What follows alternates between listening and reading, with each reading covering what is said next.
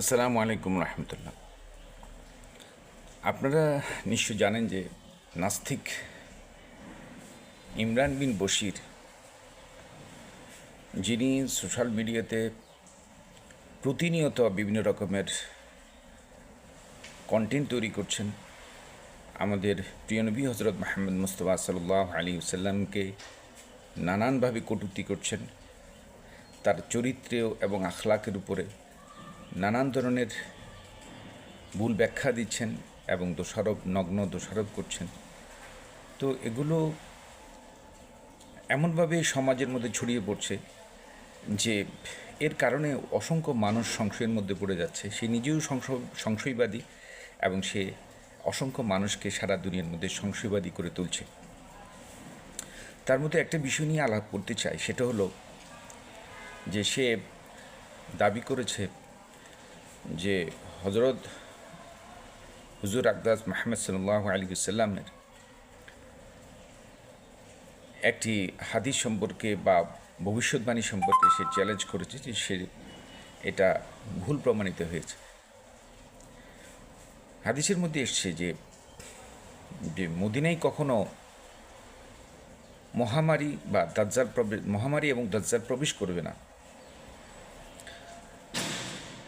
কিন্তু আমরা দেখতে পাই যে এই করোনাকালীন সময়ে করোনা মহামারীর কারণে, কোভিড-19 বা প্যান্ডামিকের কারণে মক্কা মদিনা বন্ধ হয়ে গেছে অনেকটা প্রায়। তো সেখানে তো মহামারী চলেছে। সে একটি ইসলামিক ফাউন্ডেশনের হাদিসের বাংলা অনুবাদ দেখিয়ে সেখানে দেখাচ্ছে যে মহামারী শব্দটা, যে হযরত ওমর রাদিয়াল্লাহু তাআলা যমনায় একটি মহামারী হয়েছিল। তো সে প্রমাণ করার চেষ্টা করছে যে আমাদের নবী সাল্লাল্লাহু আলাইহি ওয়াসাল্লামের ভবিষ্যৎবাণী ভুল। তা আসলে এটা হচ্ছে যে তাদের প্রত্যেকটা দাবির পিছনে একটা জিনিস খেয়াল করবেন, যে তারা মূলত একটা ভুল ভিত্তির উপরে প্রতিষ্ঠিত।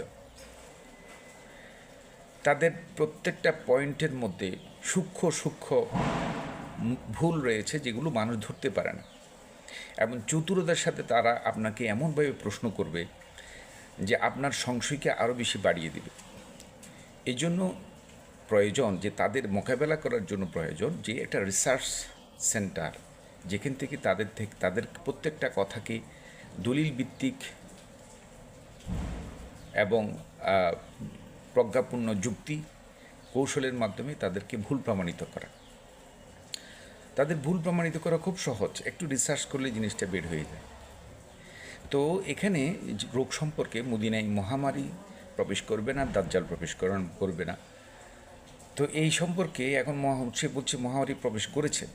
তো এটা কীভাবে ভুল আমরা প্রমাণিত করব যে তার এই দাবি সম্পূর্ণ ভুল, এবং আল্লাহ রসুল সাল্লাল্লাহু আলাইহি ইসলামের ভবিষ্যৎ যদি একটু খেয়াল করি যে হাদিসের মধ্যে যে বিষয়টা আসছে সেটা হলো যে মদিনায় কখনো তাউন এবং দাজ্জাল প্রবেশ করবেন। হাদিসের মূল ইবারত যেটা আছে সেটা হলো তাউন শব্দ আছে। এখন কথা হচ্ছে তাউন যে শব্দটা আছে সেই আরবি টেক্সট এর বাংলা অর্থ কী হবে। তো সেখানে ওলামা কেরাম এটার অর্থ করেছেন যে এটা প্লেগ রোগ। তাউন শব্দ দ্বারা প্লেগ রোগকে বোঝানো হয়েছে। আর আরবিতে মহামারীর বোঝানোর জন্য যে শব্দ ব্যবহার করা সেটা হচ্ছে ওয়াবা শব্দ ব্যবহার করা। ওয়াবা দ্বারা সমস্ত সাধারণ মহামারীকে বোঝানো হয়, কিন্তু তাউন দ্বারা নির্দিষ্টভাবে প্লেগ জাতীয় রোগকে বা প্লেগ রোগকে বোঝানো হয়েছে। প্লেগ রোগ হলো এমন একটি সংক্রামক রোগ যেটা যেমন শরীরে ফোড়া বা গুটি ওঠা এবং দ্রুত মৃত্যু। ইসলামিক স্কলাররা এটাকে বিশেষ ধরনের একটা মহামারী হিসেবে চিহ্নিত করেছে। এখন আসুন ওয়াবা কি। এটি একটি সাধারণ শব্দ যা যে কোনো ধরনের মহামারী বা অতিমারি বোঝাতে ব্যবহৃত হয়, যেমন কলেরা, ইনফ্লুয়েঞ্জা বা করোনা ভাইরাস, কোভিড-19 এই ধরনের মহামারী বুঝাতে ওয়াবা শব্দ ব্যবহার হয়।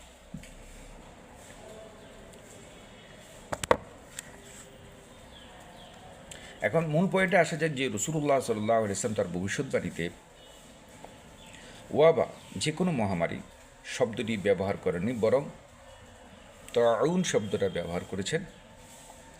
সুতরাং হাদিসের প্রতিশ্রুতিটি হলো নির্দিষ্ট প্লেগ রোগ এবং দাজ্জাল মদিনায় প্রবেশ করবে না। করোনা ভাইরাসের মতো যে কোনো সাধারণ মহামারী মদিনায় প্রবেশ করতে পারে, কারণ এটি তাউন নয় বরং ওয়াবা। এটি হাদিসের ভবিষ্যৎবাণীর সাথে সাংঘর্ষিক নয়। সে দাবি করেছে যে হযরত ওমর রাদিয়াল্লাহু তাআলা জমানায় মহামারী হয়েছে, সে হাদিস দ্বারা প্রমাণ করছে। তো সেটার কাহিনী কি? খলিফা ওমর রাদিয়াল্লাহু তাআলা আনহুর সময়ে যে বিখ্যাত মহামারীটি হয়েছিল তার নাম তাউন আমওয়াস। এই মহামারীর কয়েকটি গুরুত্বপূর্ণ তথ্য হলো যে এটার স্থান হলো, এই মহামারীটি মূলত সিরিয়া এবং ফিলিস্তিনের আমওয়াস নামক স্থানে ছড়িয়ে পড়েছিল, এটি মদিনায় প্রবেশ করেনি। এর প্রভাব, এতে অনেক সাহাবী যেমন আবু উবাইদা ইবনে জাররাহ রাদিয়াল্লাহু তাআলা আনহু এবং মুআয ইবনে জাবাল রাদিয়াল্লাহু তাআলা আনহু শাহাদাত বরণ করেন, কিন্তু তারা সবাই সিরিয়াতেই অবস্থান করছিলেন। ওমর রাদিয়াল্লাহু তাআলা আনহুর সিদ্ধান্ত, খলিফা ওমর রাদিয়াল্লাহু আনহু যখন সিরিয়া সফরের জন্য যাচ্ছিলেন, তখন তিনি এই মহামারীর খবর পেয়ে মদিনা থেকে আর সিরিয়ায় প্রবেশ করেননি এবং সঙ্গীদের নিয়ে ফিরে আসেন। এটিও প্রমাণ করে যে মহামারীটি মদিনার বাইরে ছিল। সুতরাং ওমর রাদিয়াল্লাহু তাআলা আনহুর সময়ের মহামারী মদিনায় প্রবেশ করেনি এবং মদিনার বাইরে অন্য অঞ্চলে হয়েছিল। এটি হাদিসের সত্যতাকে প্রমাণ করে। ওমর রাদিয়াল্লাহু তাআলা আনহুর সময়ে দুর্ভিক্ষ, খলিফা ওমর রাদিয়াল্লাহু তাআলার সময়ে যে দুর্যোগটি হয়েছিল সেটি ছিল আমুর রামাদা বা ছাইয়ের বছর নামে পরিচিত একটি দুর্ভিক্ষ, প্যামিন। এটি কোনো রোগ বা মহামারী ছিল না। হাদিসে মদিনাকে তাউন এবং দাজ্জাল থেকে সুরক্ষিত রাখার কথা বলা হয়েছে, কিন্তু দুর্ভিক্ষ এবং অর্থনৈতিক সংকট বা অন্য কোনো প্রাকৃতিক দুর্যোগ থেকে সুরক্ষার কথা সরাসরি বলা হয়নি। নাস্তিক বা সংশয়বাদীদের প্রশ্নের জবাবে আমরা বলবো যে ভুল বোঝাবুঝি। প্রশ্নটি হাদিসের শব্দের ভুল অনুবাদের উপর ভিত্তি করে তৈরি।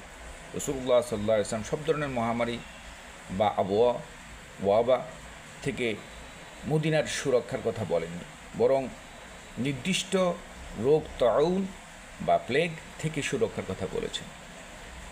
করোনা ভাইরাস এটি ওয়াবা, তাউন নয়। তাই মদিনায় করোনা ভাইরাস প্রবেশ করা হাদিসের পরিপন্থী নয়। ওমর রাদিয়াল্লাহু তাআলার সময়ের মহামারী ঐতিহাসিক তাউন আমওয়াস মদিনায় প্রবেশ করেনি, বরং সিরিয়ার সীমাবদ্ধ ছিল, যে হাদিসের সত্যতাকে আরও শক্তিশালী করে। দুর্ভিক্ষ এবং মহামারী এক জিনিস নয়। হাদিসে দুর্ভিক্ষ থেকে সুরক্ষার প্রতিশ্রুতি দেওয়া হয়নি। সুতরাং এই ঘটনাগুলো নবীর ভবিষ্যৎবাণীকে মিথ্যা প্রমাণ করে না, বরং হাদিসের শব্দের গভীরতা, নির্ভুলতা এবং এর সঠিক ব্যাখ্যার গুরুত্ব তুলে ধরে। যারা এই প্রেক্ষাপট ও সঠিক অর্থ না জেনেই প্রশ্ন তোলে, তাদের কাছে এটিকে সাংঘর্ষিক মনে হতে পারে, কিন্তু গভীর বিশ্লেষণ করলে দেখা যায় রাসূলুল্লাহ সাল্লাল্লাহু আলাইহি ওয়াসাল্লামের ভবিষ্যৎবাণী অক্ষরে অক্ষরে সত্য প্রমাণিত হয়েছে।